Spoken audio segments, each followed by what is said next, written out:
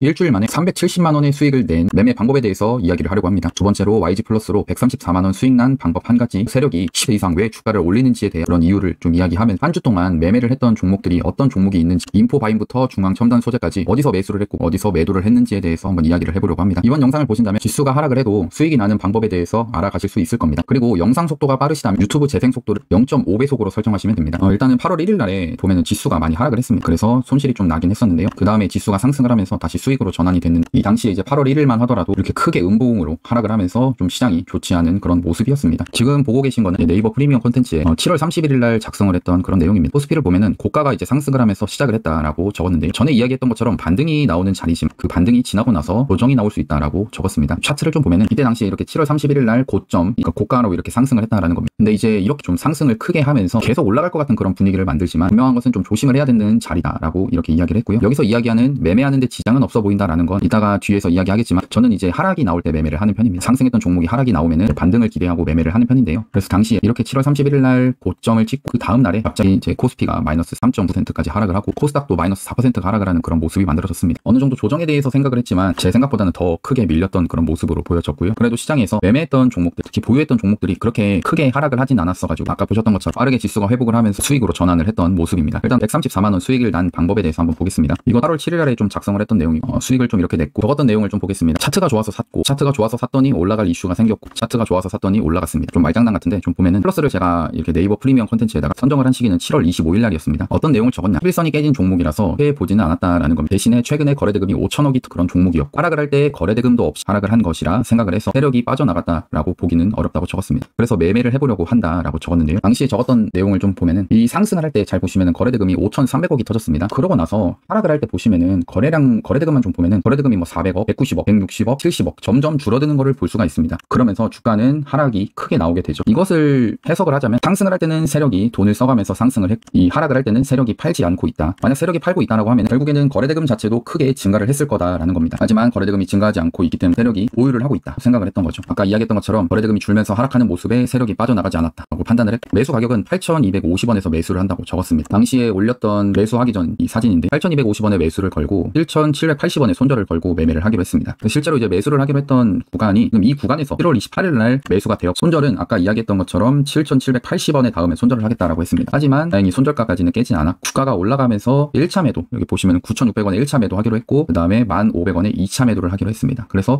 금요일 날에 2차 매도까지 완료를 했고요. 그래서 매매를 할 때 거래량, 거래대금을 중요하게 보는 이유는 주가가 하락을 하더라도 세력이 빠져나갔냐 빠져나가지 않았냐라는 것들을 보면서 매매를 해야 된다라는 겁니다. 그걸 판단하는 지표는 결국에는 거래량이라는 거죠. 두 번째, 차트가 좋아서 샀더니 올라갈 이슈가 생겼다. 저는 주로 아까 보는 것처럼 제가 원하는 자리에서 매수를 좀 하려고 하는 편입니다. 즉 기다리려고 하는 거죠. 매수를 한 시기는 7월 1일이었고 한 일주일 동안 들고 있었던 것 같습니다. 보시면은 아까 했던 7월 28일 날에 신규 매수를 했고 꽤 긴 시간 동안 들고 있었던 상황이죠. 이렇게 보유를 하고 있었는데 갑자기 최근에 뭐 넷플릭스를 보시는 분들은 아시겠지, K-팝 데몬 헌터스라는 영화가 보이실 겁니다. 이런 건데 저는 보지는 않았거든요. 근데 갑자기 이제 뉴스가 하나씩 뜨더라고요. YG 플러스, 넷플릭스 캐대헌, IP 확장, 음원 유동 협업 부각 강세라는 이슈가 조금씩 뜨면서 YG 플러스 조금씩 했습니다. 제가 이제 일주일 동안 보유를 하면서 했던 것은 매수, 손절, 매도, 기존에 정해놨던 시나리오대로 기다리기였습니다. 시나리오대로 기다리다 보니까 아까 이야기했던 것처럼 이슈가 나타나면서 주가가 상승을 하고, 그래서 수익을 좀 거두게 되었습니다. 세 번째로, 차트가 좋아서 샀더니 올라갔습니다. 아까 이야기했던 것처럼 시나리오대로 매매를 했고요. 9,600원에 도달해서 1차 매도를 했다라는 겁니다. 한번 시작을 한 종목은 상승을 멈추지가 않습니다. 많은 사람들이 주가가 이렇게 크게 상승을 하다 보면은 이게 떨어질 것이다 라는 그런 기대가, 걱정을 많이 하게 됩니다. 두려움이죠. 여기서 수익을 냈는데 떨어지면 어떡하지? 라는 생각으로 여기서 정리를 다 하려고 합니다. 하지만 이 주가라는 게 신기한 것은, 이렇게 상승을 했던 것은 상승할 만한 이유가 있었다는 겁니다. 그럼 상승을 하고 나서 주가가 크게 하락을 하지 않고 오히려 추가적으로 상승을 하는 그런 모습들이 만들어진다라는 거죠. 그래서 저는 주가가 오르다가 하락을 하더라도 저는 기다리는 편입니다. 그 이유는 매수를 하기 전에는 이성적인 판단이 가능합니다. 그러니까 매수를 하기 전에는 이렇게 시나리오를 짜서 나는 여기 8,250원까지 떨어지면 매수를 해봐야지 라는 것은 충분히 할 수가 있습니다. 하지만 문제는 매수를 한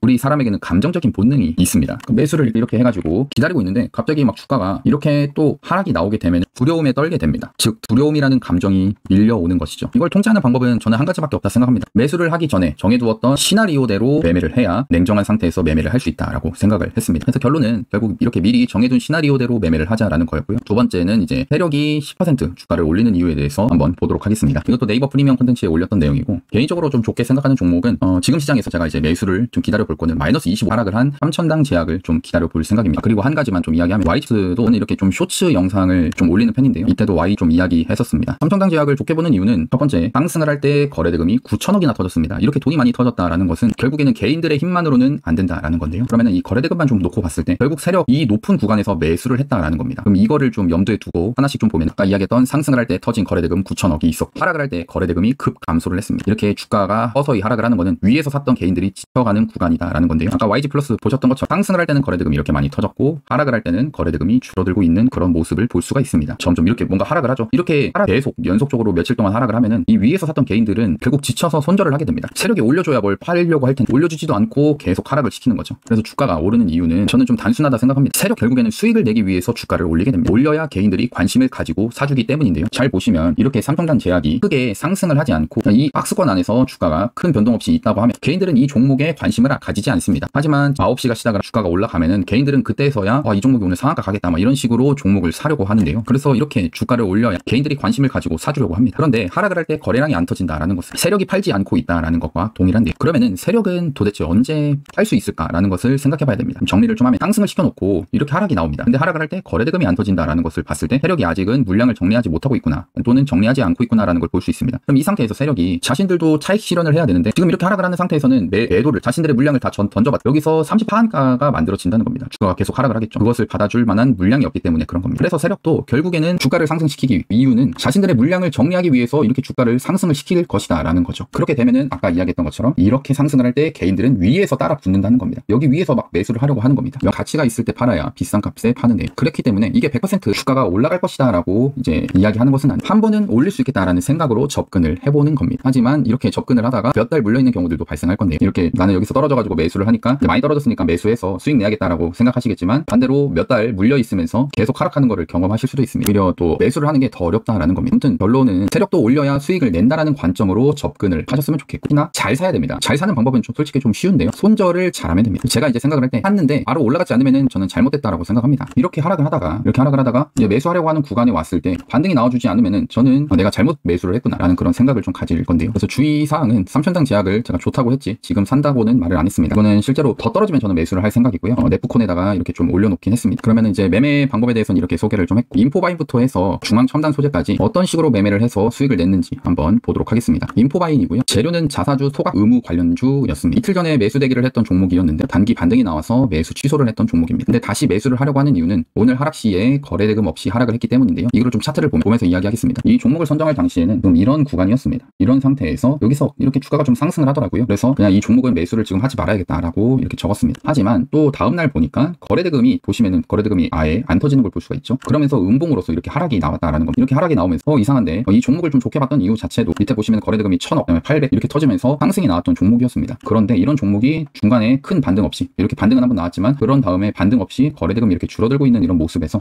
이 종목이 여기서 아직 세력이 다 팔지 않았을 것이다 라고 좀 생각을 했었는데요. 그래서 거래대금이 다시 줄어드는 모습 때문에 매수가에서 매수를 해보겠다라고 적었습니다. 당시 이게 이제 매수를 하기로 했던 구간이 56,900원입니다. 56,900원에 매수하고 1,000원에 걸겠다라고 적었는데요. 어떻게 됐는지 한번 보면은 실제로 이제 매수가 됐던 구간은 7월 28일입니다. 여기 7월 28일 날 매수가 됐고요. 그러고 나서 종목이 시간이 지나다 보니까 아까 이야기했던 매수를 하자마자 좀 빠르게 올라가주는 그런 모습이 지금 나오게 되었습니다. 그래서 여기서 1차 매도를 했고요. 그 다음에 이 구간, 그러니까 여기 보시면 63,800원에 1차 매도를 좀 하게 됐고 그 다음에 76,800원에 2차 매도를 좀 하게 됐습니다. 이 당시 이제 물량을 이 구간에서 많이 좀 정리를 했고요. 그러고 나서 좀 추가적으로 더 상승을 하길래 단기적으로는 뭐 눌로 치면은 바닥 대비해서 한 10일 만에 7월 28일 날 매수했을 때 한 10일 만에 8월 4일 날 이 고점 구간에서 정리를 하면서 1%의 수익이 좀 났었습니다. 마찬가지로 이 종목도 이제 매수를 했던 이유 자체도 상승을 하고 나서 하락이 나올 때 거래대금이 줄어드는 이런 모습에서 매수를 했다라는 거고요. 그러고 나니까 뭐 운이 좋게 이렇게 상승이 나오게 된 거죠. 마찬가지로 이 종목도 쇼츠에다가 이렇게 좀 올려놨었습니다. 매수하려고 하는 이유에 대해서 이렇게 적어놨고요. 두 번째는 이제 코아시아입니다. 코아시아는 상한가 D 플러스 매매라고 해서 제가 매매를 하는 방법, 재료는 이제 삼성전자, 테슬라가 이제 삼성전자 파운드리 반도체를 계약을 체결을 해서 반도체 관련주들이 상승을 했는데 이 종목은 조금 마음에 안 드는 편인데 그나마 이제 반도체 쪽으로 좀 상승을 했기 때문에 매수를 한다고 했습니다. 그래서 좀 내용을 좀 보면은 상한가 다음 날에도 이렇게 상승을 하면서 음봉을 만들어서 좀 좋지 않다라고 이야기했는데 그나마 매수가가 전고점 구간이라서 매수를 해보겠다라고 했습니다. 이게 무슨 이야기냐면 여기 470원 자리가 있는데요. 이 4,670원 자리가 전고점 구간이었다라는 겁니다. 그래서 실제로 보면 매수를 이제 8월에 이제 매수가 됐는데 잘 보시면 매수를 이 8월 1일 날에 매수를 했었습니다. 그러고 나서 주가가 상승을 하면서 여기 4,980원에 1차 매도를 했고 5,300원을 기다렸는데 그래도 5,300원까지는 오진 않았고요. 그러고 나서 하락을 해가지고 이 본정가 근처에서 전량 매도를 했습니다. 실제로도 이제 네프콘에 올릴 때 4,700원에 매수를 하기로 이렇게 적어놨었고요. 그래서 뭐 코아시아는 이렇게 정리를 좀 했고 YG 플러스는 봤으니까 이제 마지막 마지막으로 중앙첨단 소재를 좀 보겠습니다. 중앙첨단 소재 같은 경우는 재료가 미국 관세로 인해서 리튬 값이 상승을 했다라는 이슈였고요. 사실 2차 전지가 그렇게 좋은 상황은 아니었습니다. 그래도 지금 이제 에코프로 최근에 실적이 좋게 나오면서 좀 상승을 하는 그런 움직임이었지만 그래도 전체적으로 봤을 때 2차 전지 쪽으로는 계속 하락이 나오면서 업황 자체도 좋지 않은 그런 움직임이었습니다. 그래도 아까 이야기했던 에코프로가 조금씩 추세를 돌리고 있는 점이 보이는 상황이었고 그런 상황에서 리튬 가격이 갑자기 상승을 하는 일이 벌어졌습니다. 중앙첨단 소재 같은 경우에는 리튬 가격에 따라 매출이 증가를 하는 기업이다 보니 리튬 가격 상승이 좀 긍정적으로 보고 있다라고 적었고요. 바닥에서도 거래대금이 터진 모습이라 나쁘지 않게 생각을 한다고 적었습니다. 이 일봉에서 보면은 바닥 구간에서 거래대금이 많이 터졌다. 몇 배열이라서 좋진 않지만 거래대금 터진 걸 보고 나서 매매를 해보겠다라고 했는데요. 그러니까 이겁니다. 하락을 할 때 잘 보시면 거래대금이 가장 많이 터졌던 구간이 지금 이 구간입니다. 14년도 5월부터 해서 10월까지가 가장 많이 터졌는데 그 거래대금보다 최근에 거래대금이 가장 더 많이 터졌다라는 겁니다. 그래서 왜 갑자기 이 종목이 거래대금이 이렇게 많이 터졌을까? 2,200억이나 터졌구나. 그러면은 세력이 다시 한번 이 종목에 돈을 투입한 상황이라고 보여지는데 이런 상황이면 그리고 저는 이렇게 좀 빗각이란 걸 그어가지고 이 고점 구간과 그다음에 여기 다음에 있을 이런 변곡점 구간을 선을 그어보면은 이런 자리에서 매매를 좀 자주 하는 편입니다. 그리고 2차 상승 거래대금이 터지면서 상승을 해 매수가가 11선 지지를 기대를 하면서 매수해볼 수 있는 자리다라고 이렇게 적었는데 매수를 할 때 이런 11선 지지를 받고 올라갈 것을 기대를 하는 그런 자리였다라는 겁니다. 그래서 실제로 이제 매수는 2,865원에 매수를 하기로 했었고요. 2,735원을 손절 잡고 매매를 하기로 했습니다. 그래서 어떻게 됐냐면은 이 8월 1일 날에 매수를 했고 그다음에 다음 날에 이렇게 상승을 하면서 여기서 1차 매도를 했고요. 그리고 2차 매도 기다리고 있는 아쉽게도 2차 매도까지는 오진 않았습니다. 그래도 아직 보유를 하고 있는 그런 상황이고 본전가까지 떨어지지 않으면은 좀 더 홀딩을 해볼 생각입니다. 정리를 좀 하자면 시장이 좋지 않더라도 계획적으로 매매를 하면은 언제든 수익이 날 수 있다라는 겁니다. 그래서 시나리오대로 매매를 하면서 기다리는 매매를 해야 되는데요. 하지만 이 매매를 하다 보면은 어디서 매수를 해야 될지 그리고 어디서 손절을 해야 될지 잘 모르시는 경우들이 발생을 합니다. 특히나 8월 1일 날에 어떻게 보면은 많이 공포스러운 분위기였을 텐데요. 근데 제 입장에서는 솔직히 좀 매수를 할 수 있는 그런 기회이기도 했습니다. 누군가에게는 위기였지만 누군가에게는 기회였다. 잘 안 되신다 바닥이었습니다.